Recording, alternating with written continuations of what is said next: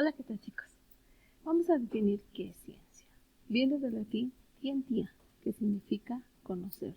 En realidad, la ciencia es la rama del saber humano que está constituida por todo ese cúmulo, por toda esa serie de conocimientos o conjunto de conocimientos objetivos y verificables que se han ido generando a lo largo de la historia humana sobre el estudio de un fenómeno determinado para poder explicarlo.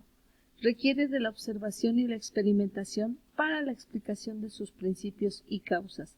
¿A partir de qué? De la formulación y verificación de sus hipótesis. Se caracteriza por la utilización de una metodología adecuada, es decir, una serie de pasos ordenados y secuenciales para el objeto de estudio y la sistematización de los nuevos conocimientos. Es desarrollado por académicos eruditos en la materia, es decir, científicos especializados en la tarea que se les ha asignado. Si estudian al área biológica o los seres vivos, se llaman biólogos. Si estudian a los astros, astrónomos. Si estudian a los microorganismos, microbiólogos. Si estudian a todo lo que conforma a la materia, químicos. Y a las reacciones que tienen esta materia. Bien. La ciencia tiene una serie de características, por citar algunas, es sistemática, es decir, viene de sistema. Un sistema es ordenado, tiene una coherencia y una conexión lógica en toda su estructura. Es metódica, ya que gracias al establecimiento del método científico, en el caso de la ciencia, es una serie de pasos que se van siguiendo en un orden determinado y muy puntual. Es objetiva. Esto quiere decir que no depende los resultados o la inercia del proyecto científico, ni del carácter, ni del humor, ni religión, ni demás del científico. Es decir, que es real. No se especula y no involucra la subjetividad. Es verificable, ya que puede someterse a repeticiones una y otra vez para comprobar o aceptar o rechazar las hipótesis planteadas. Es modificable, ya que es provisional, ya que consta de una serie de variables que van a evaluar o van a estudiar un fenómeno determinado, y al variar estas variables, vaya la cacofonía, los resultados también varían para poder interpretar y conocer a estas dentro del proyecto científico. Es racional, ya que está fundamentada o se basa en las teorías precedentes y las leyes que le han antecedido. Es universal porque está al alcance de todos. Es de dominio público y debe de ser difundida, aunque existen algunos casos muy puntuales donde de la ciencia que es pagada o que es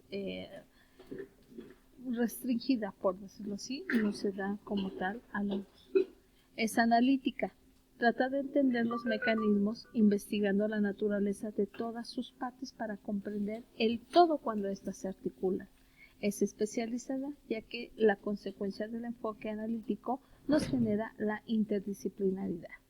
Es explicativa porque expone hechos en términos de leyes y estos en términos de principios, explicando el por qué, cómo, cuándo y para qué de las cosas.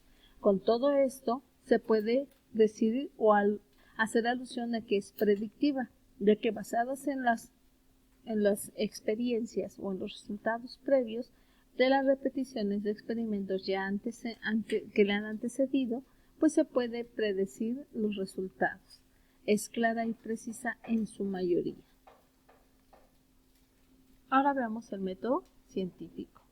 Para poder hacer ciencia, para poder evaluar un proyecto, es importante que tengamos en cuenta todas y cada una de las fases del método científico. El método científico inicia con la observación de una problemática o de un fenómeno a estudiar.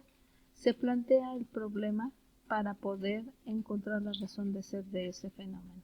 Se formulan las hipótesis, el porqué de ese problema. Se hace un diseño experimental que puede ser desde muy pequeño hasta muy grande. Puede ser distribuido en diferentes tratamientos, T1, T2, T3, Tn y un testigo.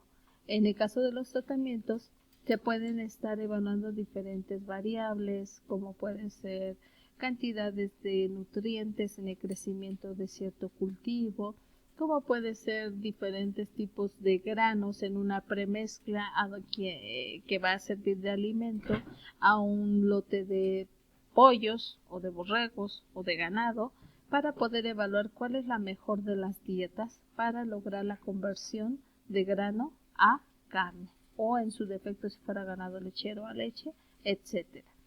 Ese diseño experimental va a establecer el experimento.